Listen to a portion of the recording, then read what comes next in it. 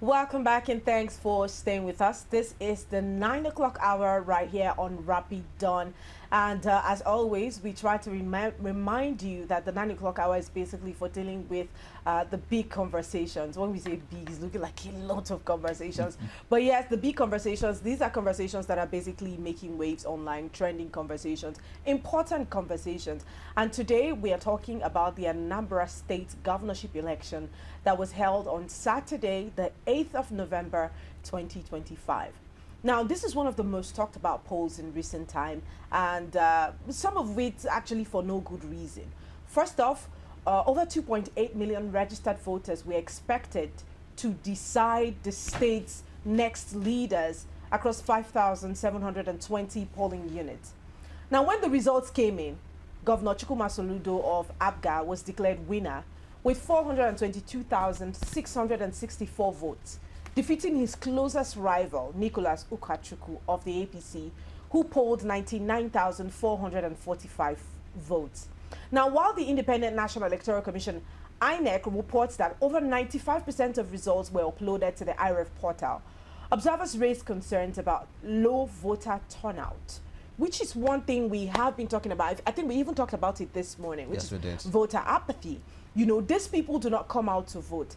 Now, some analysts have the opinion that this is basically why Charles Chukwuma Soludo came out to say, if you come out to vote, we'll give you this amount of money to encourage the people to come out to vote, seeing the trajectory of low voter turnout in the past elections.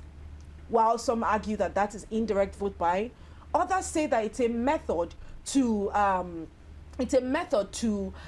motivate and encourage these people to come out to vote. Now, Ozawa's raised concern about the low voter turnout, vote buying allegations, and delays in material deployment. But beyond the numbers, there's a deeper question. Is the pattern of incumbents retaining power an indicator of political strength or a systemic imbalance? Because like we highlighted this morning yet again, it's almost impossible for an incumbent to be defeated in an election.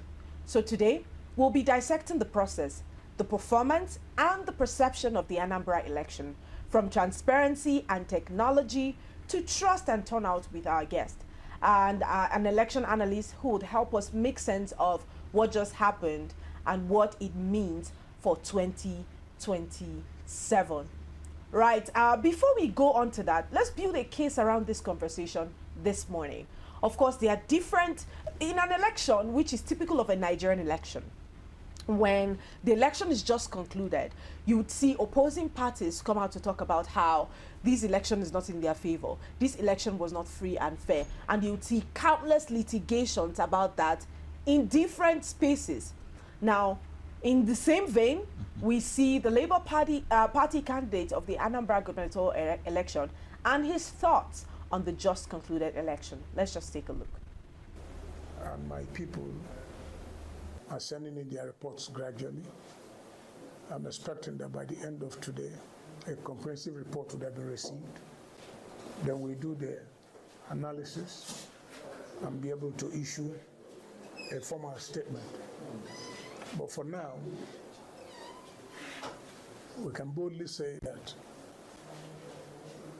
the elections was not credible, they were not free and fair. There was massive, and my people are sending in their reports gradually. I'm expecting that by the end of today, a comprehensive report would have been received. Then we do the analysis and be able to issue a formal statement. But for now, we can boldly say that the elections was not credible, they were not free and fair. There was massive cases of vote buying across the entire state. In some instances, result sheets were not seen and voting was going on. Cases like that abound in many places.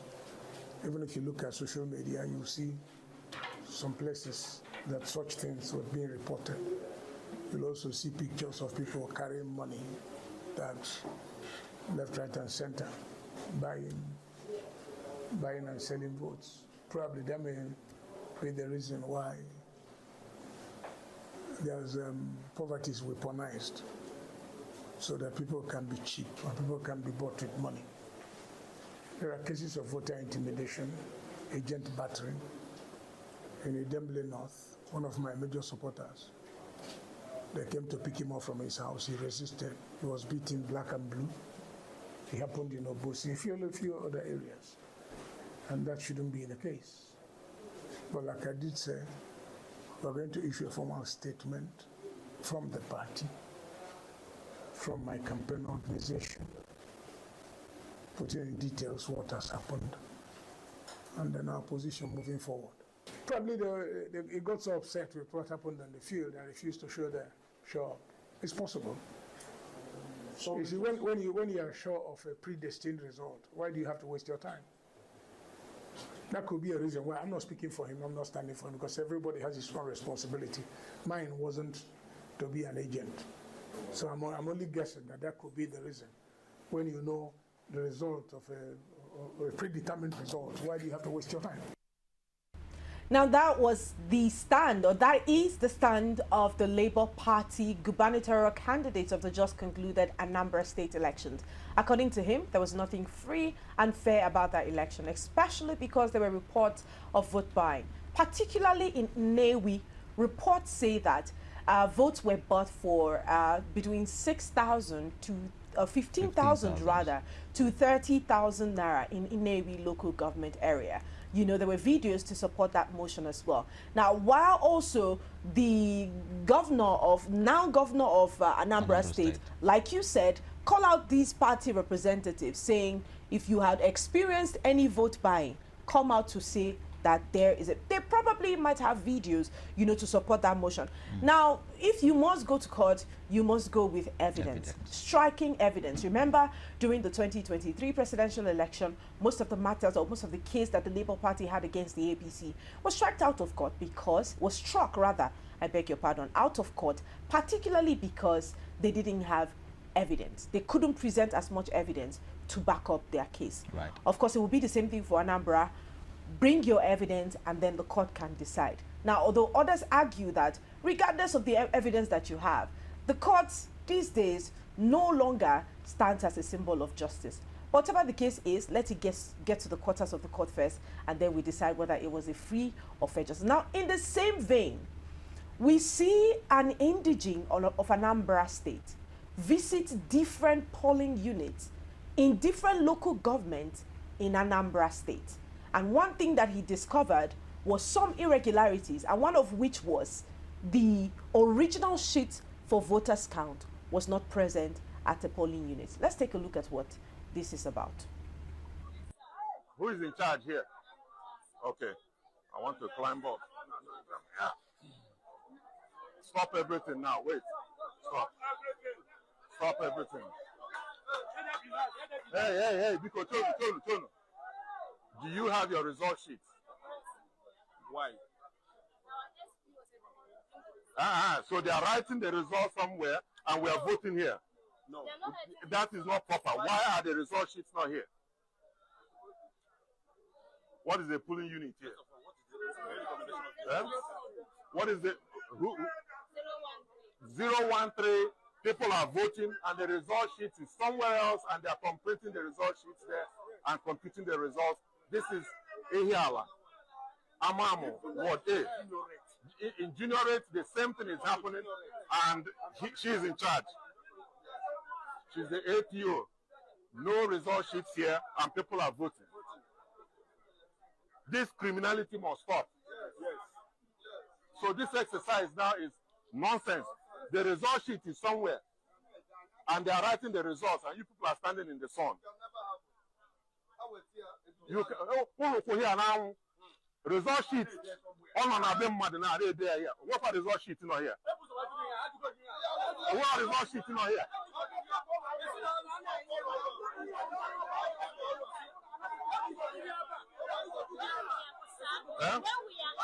Hold on. Tell me, come on. Hold on. We go with our resources. Why is the result sheet? Did you ask why? I asked the SPO. He said that we should go, that he will bring it. What's the name of the SPO? I don't even know his name. Is the SPO attached to this unit? Yeah, he said he's coming, but we have not seen him. He's coming. Huh?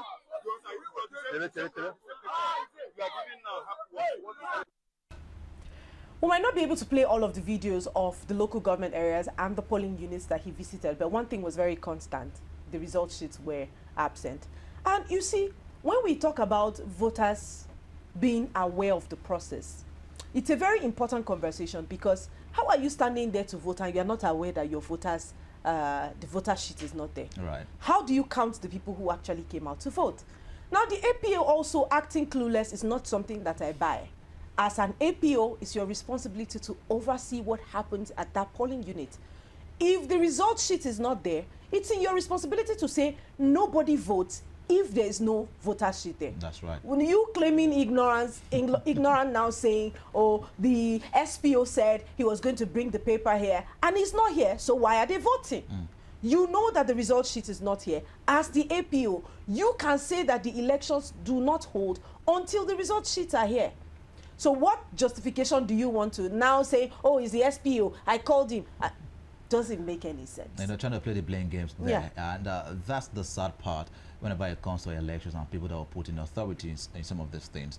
Most of them act as if they don't understand what their power entails or what their responsibilities entails in certain places. And that's exactly what we saw play out there. If she had points to even counter, what the man was trying to say, you could see that she wasn't bold enough to say anything at all.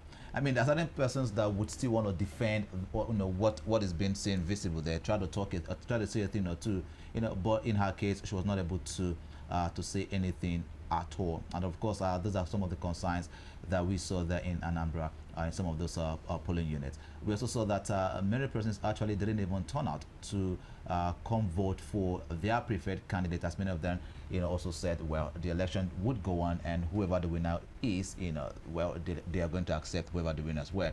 We saw that lots of persons were in the marketplace. They were busy buying and selling as it is. Recall again that our correspondent was in the field, and he went to the marketplace to have conversations with these individuals. And according to him, one or two persons that he spoke with, some of them said, well, we went down to the polling unit, we voted, and then we came back to continue with our daily activities as it is. On Friday last week, it was declared, a public holiday was declared in Anambra State for the purpose of voting. And whilst we had conversation, we kept asking about the fact, hey, why should it be a national practice here in Nigeria that anytime there is an election, there will always be a public holiday? Why should an entire day even be shut down just because there is an election? I mean, it's a process, an activity that's supposed to hold for a few hours. And if we practice the free, fair election, violent free election, we should be able to have people carry out their daily activities, still come out to vote, and nothing happens. We heard the Labour Party candidate, Job Magalu, basically saying what he witnessed in the election. The AAC candidate as well, I said to you earlier on today, that she also came out in our polling unit to say that it was more of a transaction, not an election. We also saw pictures of an individual. I think we even saw that photo on the EFCC platform of an individual that was caught with some money, for vote buying. That's the candidate of the AAC. Perhaps we should listen to her.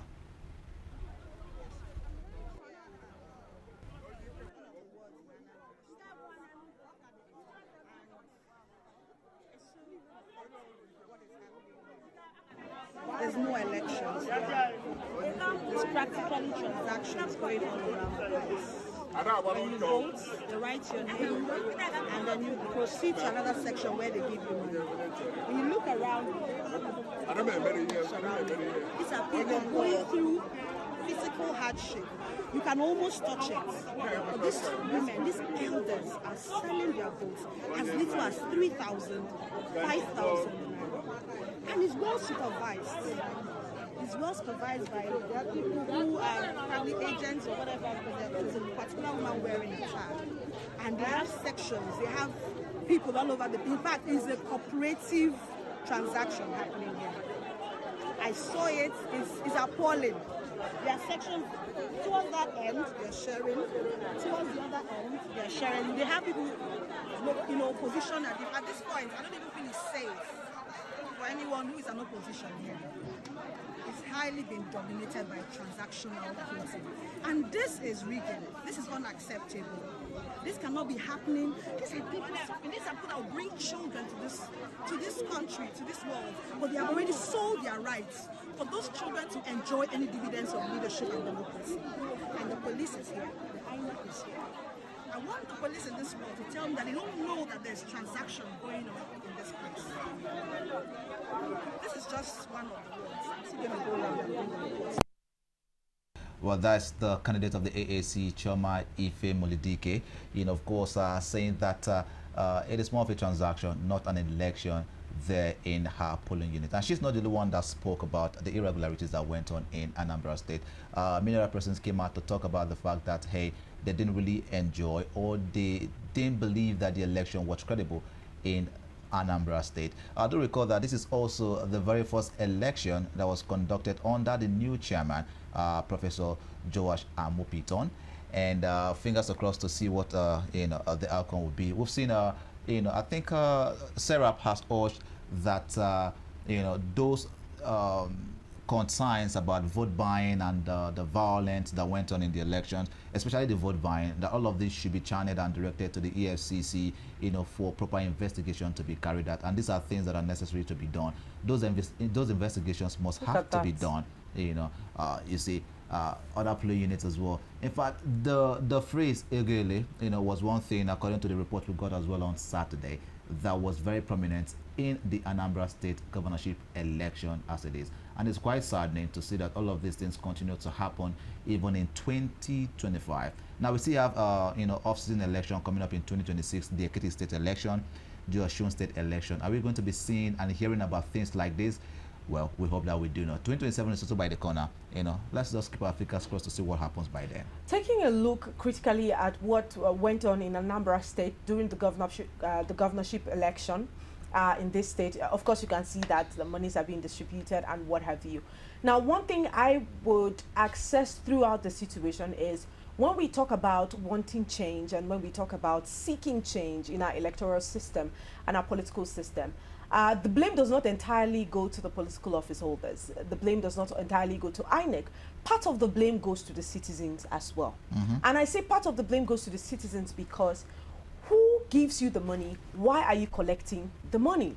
Sometime last month, sometime in May, the former governor of Rivers State, the Rotimi Amechi, he did a lecture on his 60th birthday where he was talking about how poverty is now being weaponized and it's being used as a tool to, to propagate some of these irregularities that we see in the society today.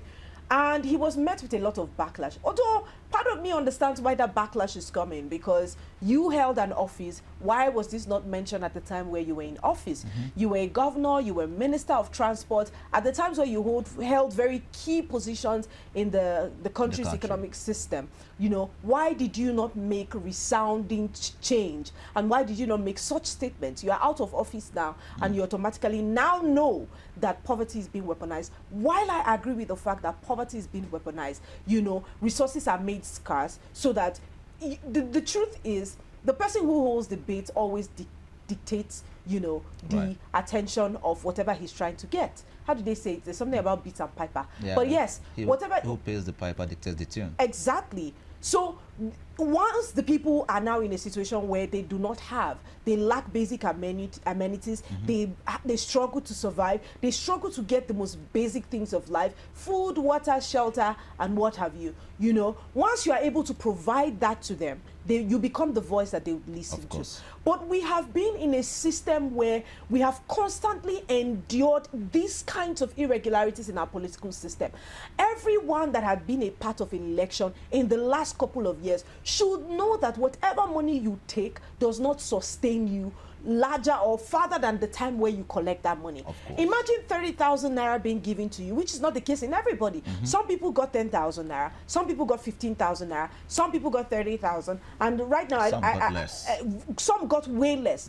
What exactly can that money change for you at the time? We're looking at long-term benefits, and by long-term benefit, it means voting people who actually have the interests of the state at heart. Now, it is arguable that the governor, second term of the Anambra State Anambra State election, it is quite arguable to say that he made quite a remarkable change in Anambra while he was governor during first term. Because if you see some of the things, some of the infrastructure, we had a guest here who highlighted some of them. Yeah. Some of the infrastructures that he promised the people of Anambra State during his first term in office did not meet up to half of those infrastructure that he was promised. Why is he being revoted? Why is he being re-elected into office as the governor of Anambra State for a second time? Trajectories are very important. And I say it all the time because what a person does in their first term, you see their behaviors in the sense that do they listen to the citizens? Are they keen on solving the problem of the citizens or scoring cheap points? These are the things that guide you to know whether this person is befitting of a second term. Right. But you see what the election in Anambra State over the weekend looked like is whether or not you people approve, I am incumbent, which means that I have more resources at my disposal. I have more people at my disposal. I command more respect because of the time that I have been in office. So whatever it takes, I would use to ensure that I'm re-elected into office. Now, this also does not marks the first election that will be carried out by Joash Amopiton, Yes. who was sworn in. And of Very course, I've simply. seen him being dragged many times by different courts saying, this is your first election. You should have used this to prove a point of credibility, a point that you would be able to handle the electoral process and ensure that irregularities like these are not found. While I give kudos to him, particularly in the security aspect of Anambra's election. Yeah. You know, unlike many others where we see snatching of ballot boxes, Yes. people being unalived in different parts of the local government and what have you, unlike those times, we didn't see so much of that in the social space. Yes. And I give that to him for that, because I hear that you said the report said 24,000 security personnel. Yeah, you know, that's some from said DSS, as DSS particularly. not just DSS. But generally, it was 55,000 according to the report we kept Anyway, taking on some say Saturday. 24,000, others say 55,000. 55,000 security personnel were being deployed into Anambra State to oversee the elections and ensure that what we call it, violence is being curbed out during the states. process. So I give that to him. If we're able to do that in one state, it means there's a possibility of replicating that in different parts of the country. Nigeria, different parts of the country, and in different states Yes. as well. But much more than the security, the long-term security is securing the people, the leader that they voted for. That is what the long-term security is about. Right. Because now I am giving you my vote because I am confident in what you are able to do for me when you get into office. Whether he delivers or not would be the case of the court and would be the case of the judicial system in Nigeria to question his ability to carry out his responsibility. But the most important thing is give the people who they have voted for. Exactly. Give the people the voice that they have chosen to represent them in office. If you are not able to do that, whether you score a pass mark in providing physical security, it almost means nothing to the people, Right. because their desires or their choice was robbed of them. I also looked at some of the technologies that INEC used. We saw that the IRF portal was quite efficient, during the weekend. We were seeing the results uploaded in real time, and before we left the studio on Saturday, the results got uploaded to over 90% as at the time. And so every time they counted the result, it was moved down to the portal, IRF portal. And some said as well that the beavers worked efficiently a lot more than it worked in previous time, as it is. Now, other argument says that, well, this is Anambra State as it is. Now, we've seen that this has worked efficiently for Anambra State, which means it is one state. Now, a time will come where we're going to have the Osun State election, right? The Ekiti State election. So all of these are one state individually. But now, when it comes to the general election come 2027, do we have the bandwidth?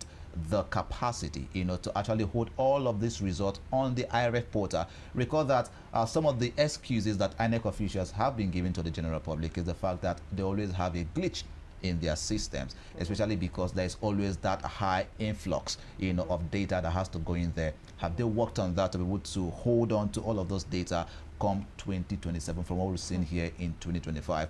But again, going back to the people of Anambra, some of the things that we saw is that a lot of persons really do not care anymore, about the electoral process in Nigeria. Maybe because they've lost faith in the electoral process or the electoral system. And so whatever happens, happens. We've talked about the fact that poverty is being weaponized. But again, we see that even people who do not need that money will also step out and collect the money. Greed. And go do whatever they want to do with the money. And then they forget that the money you've taken, just like you mentioned, will not bring the change in the society, in the community. Mortgaging your future. We talked about voter orientation as it is. Many persons during election, like I said earlier on again, do not want to come out to vote. Again, because they think that no matter how much that they vote, that their votes do not count. Now, if INEC says that your vote counts or our vote counts, and the people are saying that we believe that our votes do not count, it means that INEC has a lot of responsibility, a lot of work to do between now and 2027, because we need the entire populace to come out to vote and then make our choice as well who our next president will be. Recall that in 2023 we had lots of youth come out to vote. Lots of women came out to vote. And for the first time it was recorded that we had the highest number of youth participate in the election. Lots of persons went on to apply for their PVCs, during the 2023 general election. Now, after the election, there were concerns that INEC did not live up to expectation as it is. Now, 2027 is coming. What are they doing again to ensure that we have an orientation, to ensure that the people understand the process, the people knows that INEC is working tooth and nail or tirelessly to revive the confidence of individuals in Nigeria as it is. But we've not really seen so much of what INEC is doing, apart from the fact that they only opened the PVC portal for individuals to register and then find a way to collect their PVCs. And we do hope that they can do a lot more better for Nigerians using the Anambra election, again, as a litmus test. All right. Other commendations that I would have about the Anambra state election would be the inclusivity that we experienced this year. We saw provisions being made for albinos. We saw cripples, right? Yes, for albinos, the people with disabilities. The electoral system was made in such a way that it could accommodate different people with different disabilities and what have you. Even though when I saw albinism on it, and I was like, it's not a disability, but I understood again because it's sunny, right? So they have certain limitations at the time like that. But yes, kudos to them for that kind of inclusivity. Everyone should be allowed to vote. That's right. Everyone has the right to vote. Deaf, blind, crippled, we all have the same fundamental right, which is to vote and be voted for. That's right. Now, let's take a look let's shift our focus a bit to INEC and these INEC staff members that were trained before the election. Ad hoc staff. I remember ad hoc staff. I remember 1 week before the elections, it was said that INEC from the FCT as well, different parts, traveled over to Anambra State. There were continuous voter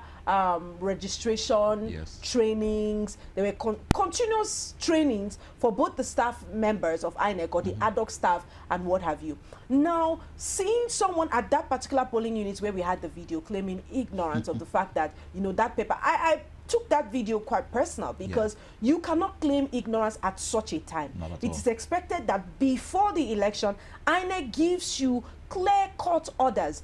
Do not let anybody vote without the original voter sheet being present at the polling unit. Do not let anybody take the original voter sheet. That is a sensitive material. These are trainings that should be given, and there should have been helplines for these ad hoc staff to call INEC directly. Look, at my polling unit, we don't have the original voter sheet. Here, what is happening? We cannot progress with the election unless we get the original voter sheet. There should be people who are able to question the system.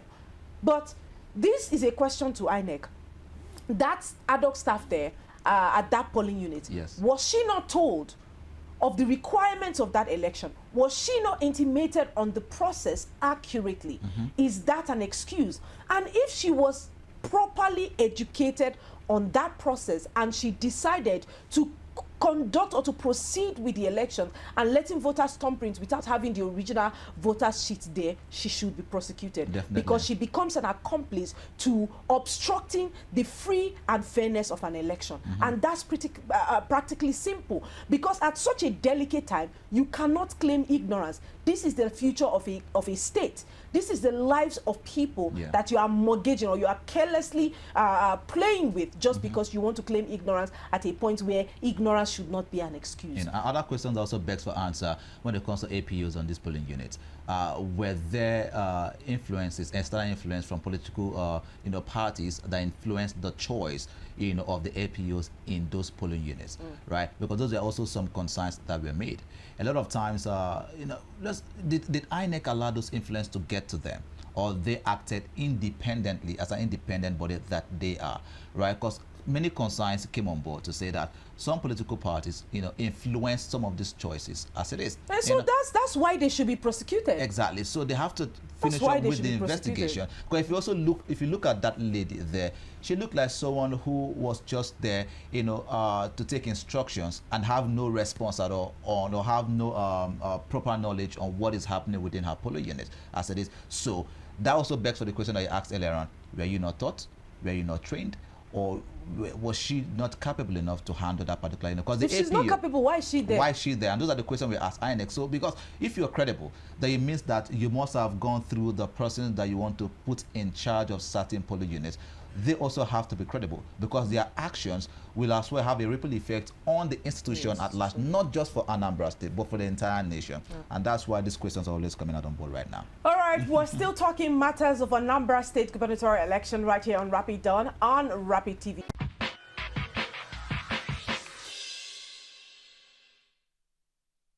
And yes, we have been highlighting some of the matters that was all over the social space as regards the November 8th, 2025 gubernatorial election that was carried out in Anambra State. And the key of certain factors were highlighted as the reason this election cannot be upheld, particularly from the Labour Party's candidate, talking about vote buying, talking about electoral malpractices, and from the, what's the name of the other, APP political party. I tend to forget the name of that political party a lot. AAC.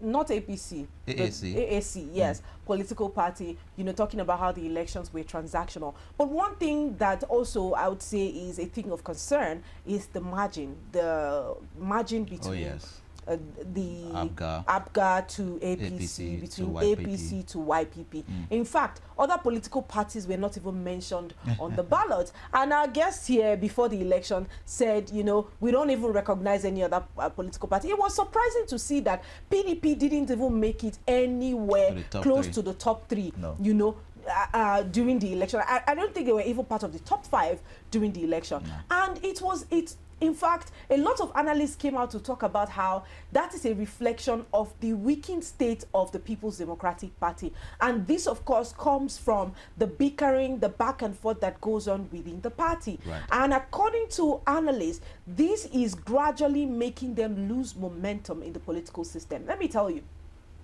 in elections, mostly, it usually used to be between APC and PDP. This is what we used to know. Growing up, it's either APC or PDP. In fact, PDP was the major party. PDP ruled Nigeria for a long period of time before APC came in opposition to the rulership of PDP, or the leadership of PDP. Now, APC became a stronger force than the PDP. And then we saw an emergence of yet another political party in the 2023 gubernatorial election, which is the Labour Party. Right. Labour Party had always existed, but because of the candidates which they chose for the 2023 presidential election, they started to gain a lot of relevance, more traction, and more visibility in the social space. Now, they are also relevant in the political spaces, also argued after this election, because they also were not part of the top 3 during the elections. And you see, APGA, according to research, you see that APGA have ruled Anambra State for the longest of time, almost like forever, because that's the party that is there. So how can we the major question I would want INEC to answer is, how can they completely deconstruct this mindset that a particular political party must be the party to rule in a particular state? I know INEC might not have anything to do with it, because again, this is the political party that the people know, this is the most popular political party. But are you trying to tell me that there have been no strong contender from any other political party that can contest the rulership of APGA in Anambra State? You know, we had a guest on Sunday as well, who was a presidential candidate, you know, in 2023, presidential aspirant rather, in 2023, under the platform of the PDP. Yeah. You know, and one of the things he said was that people, I mean, every other party, they had the opportunity to actually unseat APGA in this 2025 governorship election, but they didn't capitalize on it. If you look at many of the manifestos by many of the political parties or candidates, many of these manifestos, you know, they didn't really have clear-cut roadmaps, you know, clear-cut patterns of implementation as it is, right? And that is one thing. The AAC candidates are now the Labour Party candidates as well. You know, when we had a conversation with him here, we asked if he was going to thrive on the wings of their presidential candidate, and he said yes. You know, and you know, many times we tend to depend on one individual to be the one who is whose glory or face or influences the choice of the people.